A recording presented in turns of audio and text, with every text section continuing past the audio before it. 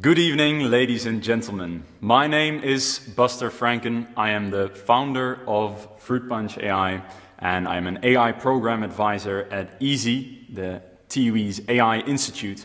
And today I'm going to tell you the story of AI for wildlife, or how we're applying AI to stop poaching. So, the beginning of this story isn't exactly an heroic one. It actually started with when my then partner asked me, can we go on holiday to South Africa? And well, I told her what I always say when traveling for pleasure, and that's, I don't travel for pleasure, I only travel for business, otherwise I don't find it worth the CO2 of the plane ride. So in a when pigs can fly kind of scenario, I said, so if I find anything work-related, if we can do something good in South Africa, then we will go to South Africa. And in the very same week, I was having a conversation with a friend of mine, and she said, well, I actually know this guy, he's a Dutch guy from that's working in South Africa, and he's in Nijmegen right now, and I'm pretty sure he is doing something with wildlife protection. So I became interested, and I went down to Nijmegen, or actually up to Nijmegen from Eindhoven, and I met up with Pieter Boon. And Pieter has the company Cape AI down in South Africa, in Cape Town, and they do AI consultancy, but they also concern themselves with all kinds of community projects and also with wildlife preservation. And I met up with Pieter, and he was talking about this idea of applying AI to help in the poaching crisis. Can we continue?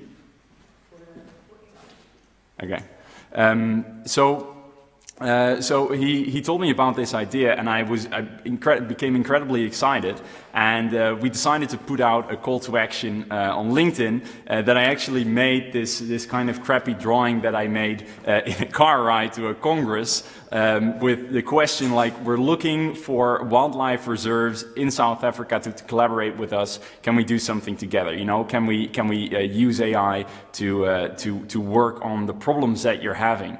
And we got an overwhelming response. So we got an incredible amount of organizations, private reserves that reached out to us. Well, more than enough reason to go down to South Africa. So I went down to South Africa, but before we continue, I just wanna briefly explain, why this problem, the poaching crisis, is especially relevant now, right? Because everyone is familiar with the poaching crisis, with just the issues worldwide, with species going extinct, right? Essentially, it's going back as long as human beings have existed on multiple continents, right? We've been driving species into extinction for an incredibly long time. But what makes right now such a relevant moment to work on this issue is because we're coming closer and closer to some of the last big land mammals to go extinct. And the problem here, the real problem and the real solution, I just want to briefly go into before we go into our technical solution. So the real problem here is not the people that are doing the poaching, and I think this is something that's incredibly important to mention, because these people are driven to do poaching because of dire economic circumstances. It's not that that is a complete excuse, but if you have to feed your family, you're gonna do what it takes. So the real problem here is the demand that is coming out of Asia for these body parts of these endangered animals, right? And this demand is coming from this belief, this superstition that these body parts will, that ground up rhino horn will cure cancer or give you a harder erection. And this is not only, of course, ludicrous, but it's also deeply embedded in their culture.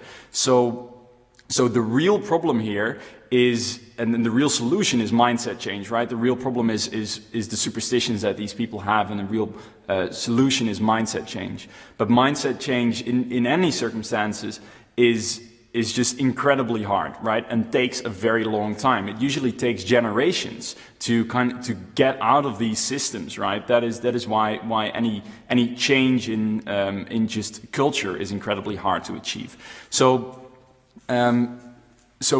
we can't just focus solely on mindset change. We need to also stop the bleeding, right? Because there is a critical threshold, and the critical threshold is not when the last daddy and mommy rhino die out, or the last elephant, female and male die out.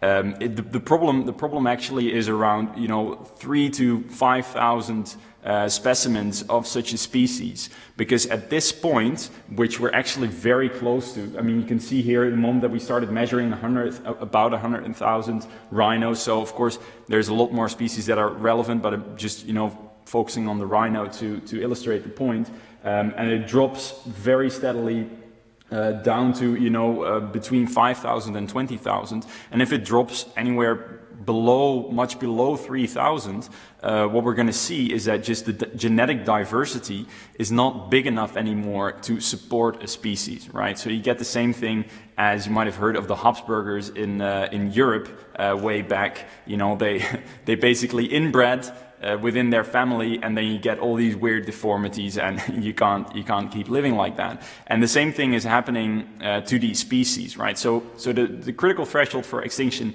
is actually much earlier, and we're much closer than most people realize.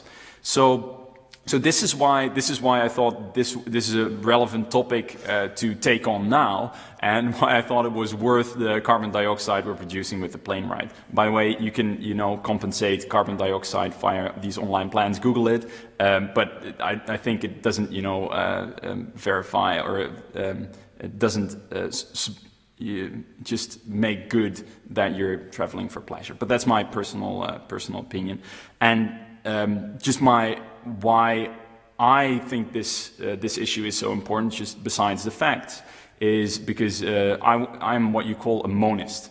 So you have basically you have theism. This is putting God first. You have humanism. This is putting the human being first. As most people nowadays are humanists. And I identify as a monist. So a monist basically says all life is one and one is all. And in that sense, what I strive for, what my main goal in life is to preserve and to let life thrive in this universe, right? So not just human beings. It's a slight thing. We can go into the discussion afterwards if you want to know more about monism. So I went down to South Africa, to Cape Town, and we were calling with all these different private reserves. But these private reserves, I mean, they have an issue too, but they're generally way better supported financially. They do trophy hunting, so it's depending on your preferences. That's also not completely kosher, but there's a good argument to be made about trophy hunting as well as like a method to preserve species. But when it became really interesting is when we got a call from Robbie Bennica from Spots. And because they were operating or are operating in Pilanesberg National Reserve. And the national reserves is where, they are way bigger than these private reserves. They're way more representative for the real habitats of these animals, right? I mean, just elephants used to track all the way from the top of the continent of Africa all the way to the bottom and back in their lifetimes. So these very small private reserves aren't representative for the real livelihood and the real habitat of these animals. So these national reserves are incredibly interesting, and they're also because the government has a lot of other issues, like a large part of the population doesn't have good education, there's rampant corruption, there's a lot of problems with infrastructure and all that kind of stuff. So they have a lot of other things that they have to consider, and very little resources are left for the protection of these animals in the wildlife reserves, which has as an effect that they can't control for all the poaching that is going on. So this is why, you know, really the call from one of the national wildlife reserves was so incredibly interesting. So that's when we took another plane to Johannesburg, where we were picked up by Robbie, and we went down to Pilanesberg, and so that's when the collaboration with SPOTS started. So SPOTS stands for Strategic Protection of Threatened Species, and they have, you know, they have dedicated their lives to wildlife preservation all over the African continent. So they're active in South Africa, but also Mozambique, and I believe also the Congo. You know, they've been everywhere, but they're specialized on, you know, using technology in wildlife preservation, and they have Pilanesberg as their testing ground and their place that, you know, they're really dedicated to just drive poaching all the way down to zero.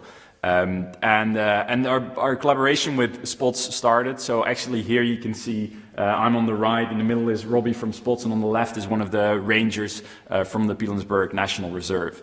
And when I was in Pilanesberg, they really showed me both the beauty and the terror of what is going on there. So I mean, we saw these amazing animals that are not shy at all, which is very concerning, and also, you know, like skulls of recent deceased rhinos that had their, you know, just faces caved in with axes and chainsaws. So I really got, you know, that first-hand experience there, also in just sleeping in the parks together with the rangers, while they were going out on their missions, and what SPOTS are using there in Pilanesberg National Reserve is they're using these drones, right? So they have, I'm just going to show you a video. They have these drones, they're 3-meter wingspan about, they're pretty light. They just carry a thermal camera to do surveying from above, and you just throw them up in the air. When they're at like 130 meters high, you can't even hear the engine anymore. It's an electric plane.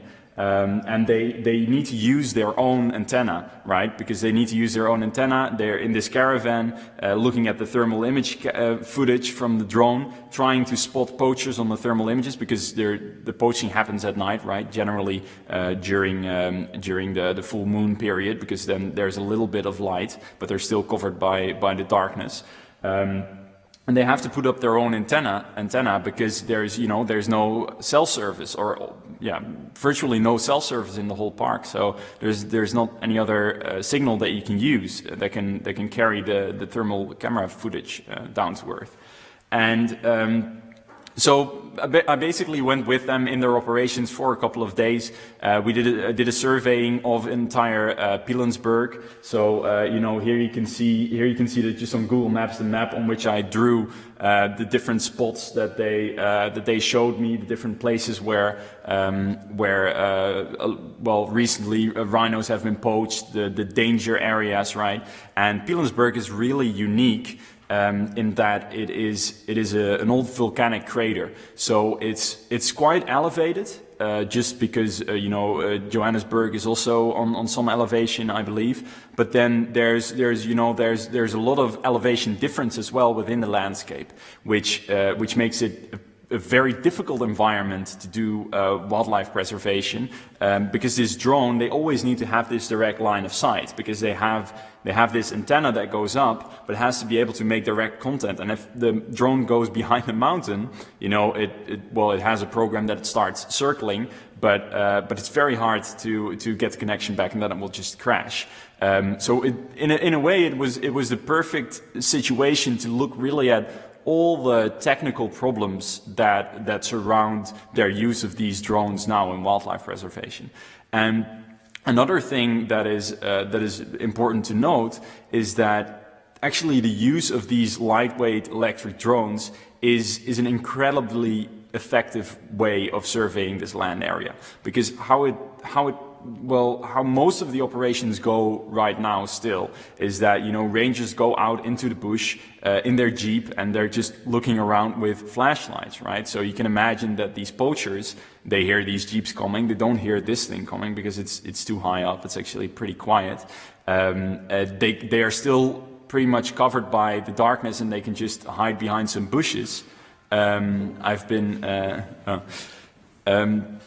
Yeah, and they can just hide behind the bushes. I mean, you can't look farther than 3 meters into the bush there, and at night it's even more impossible.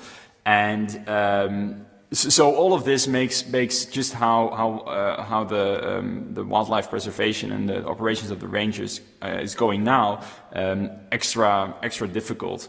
And this plane, I mean, it just detects anything that is a heat emitting source, right? So it's detecting, you can see the animals on there, but you can also see the poachers on there, and that makes it so incredibly effective.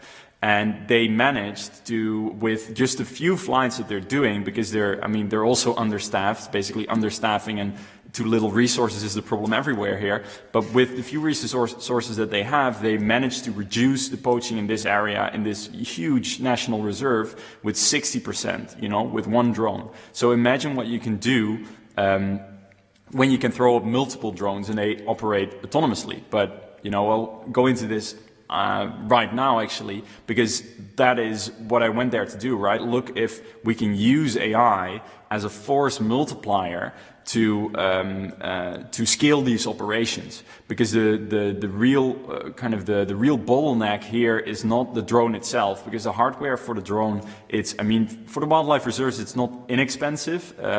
It's a couple of €1,000, but what is way more expensive is that they need 2 or 3 specialized personnel to operate such a drone, right? So you need one person that is piloting the plane, that is very experienced, because it has to fly during the night, it has to land in the bush, has to fly even if, you know, it's very windy, which it does definitely get in South Africa. And then you have the person that is watching the thermal image camera, the footage that is coming down from the plane, but he or she has to watch the entire night, 8 hours long, on a grayscale image. They have to search for human beings, and you know, even if you're wide awake, it can be hard to actually spot a human being from the top on this footage. So you know, imagine just being completely sleep deprived and having to do this for 8 hours straight. It's extremely difficult. So you need shift changes as well. And then they're in a very, very dangerous environment. I mean, they've been almost attacked by elephants while they were doing their drone flights there in the bush. So you need a lot of specialized personnel. And so what I thought is that, you know, what we can do is that we can automate many steps of this, right? So what we want to go towards is building a fully autonomous fixed-wing drone for wildlife protection in South Africa. That's the project, what AI for Wildlife eventually came to be about. And the important points here are, you know, that we do automatic detection of human beings on the thermal cameras, just with a very high accuracy. And then if it spots something that it is quite sure that it is a human being, it can ping the locations. A human being can check it, but then also they can send the rangers to that location, and it's you know, and it's and they can handle the situation preferably with as little violence as possible. Then there's, you know, the part of the autonomous flight and autonomous landing, and this is something that we can take on as well, you know, using a combination of sensors and SLAM robotics. You don't really have to go into what exactly all these things are, but just we think that we can, you know, make a fully autonomous drone. And the goal in the end here is that we, you know, create a platform that is just so easy to use that one of these wildlife reserves, or in Kruger National Park, like at multiple locations, they can just purchase one of those drones. We provide the software for free. You know, we provide a free license to the software, and it has to be, you know, idiot-proof. So anyone can operate this, and that drastically reduces the cost. Right? We just think about having to have 3 or 4 people pay them year-round, or just buying one drone once and doing some maintenance. So this became the ultimate goal of AI for wildlife. But then, you know, I got back in the Netherlands, and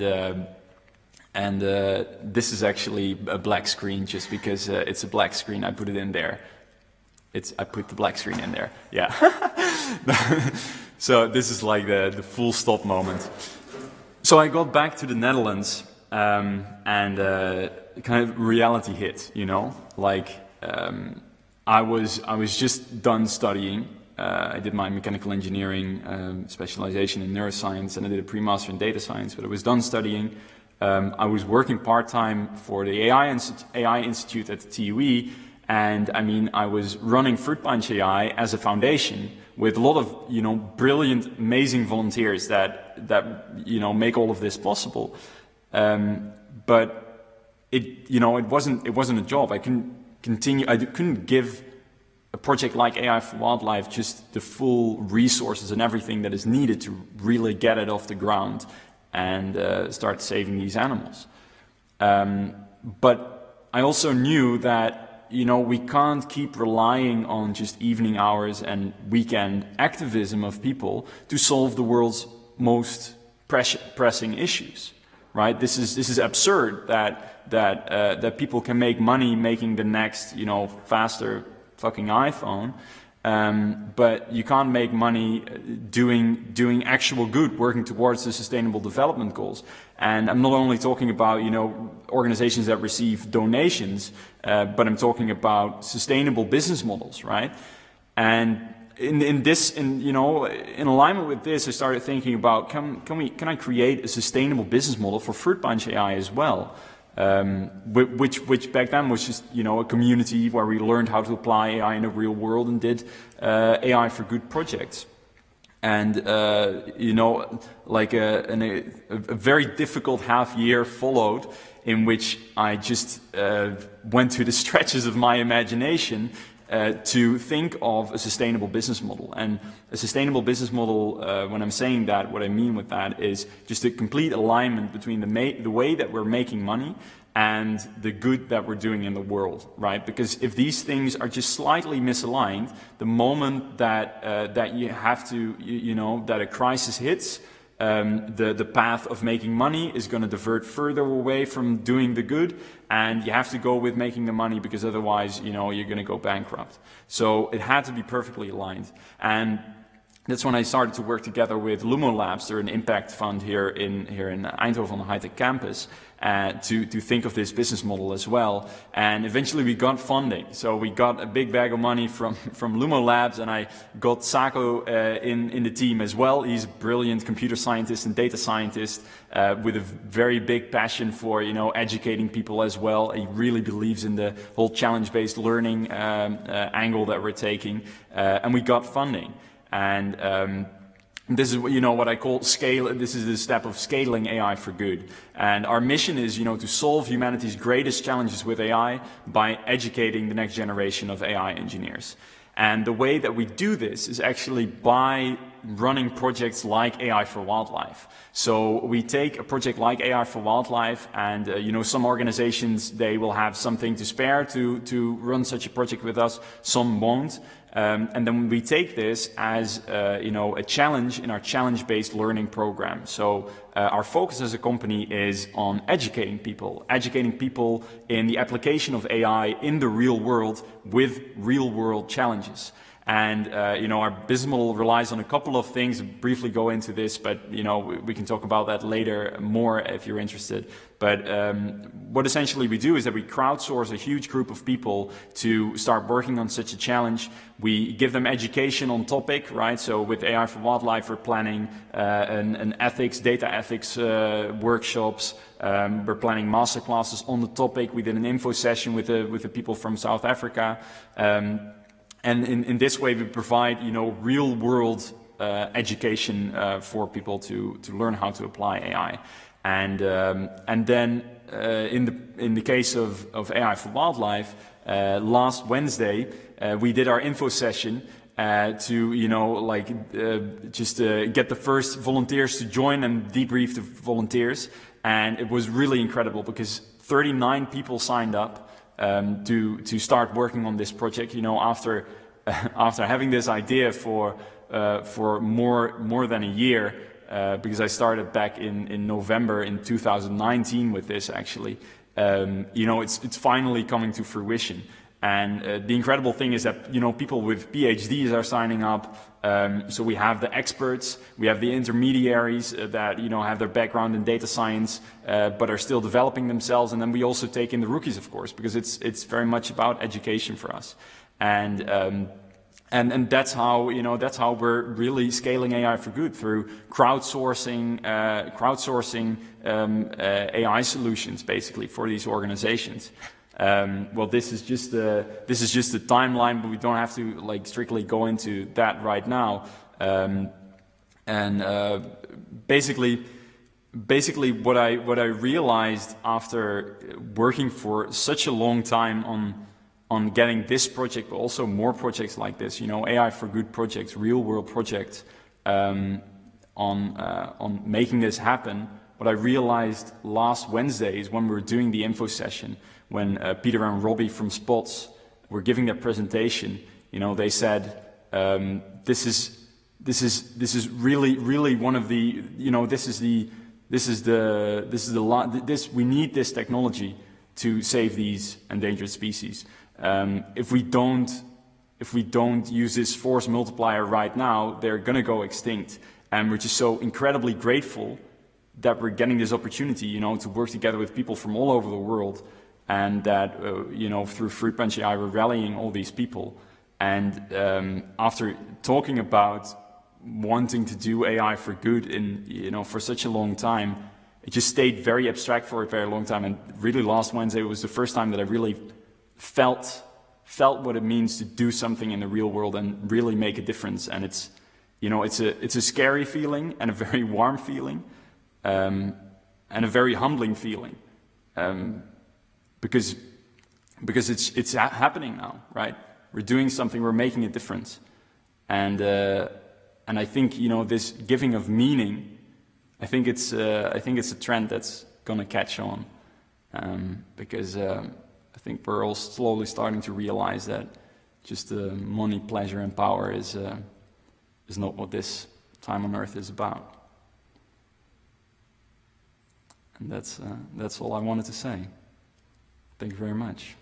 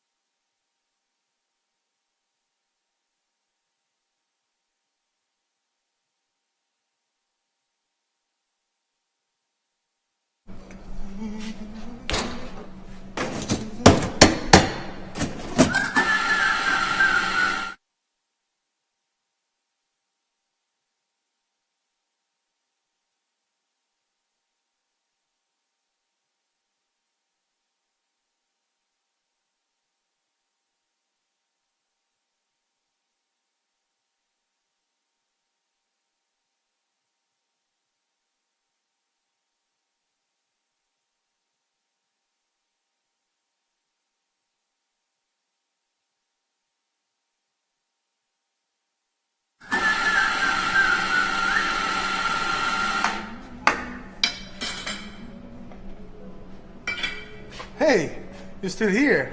So you like the video. If you want, subscribe and click the bell.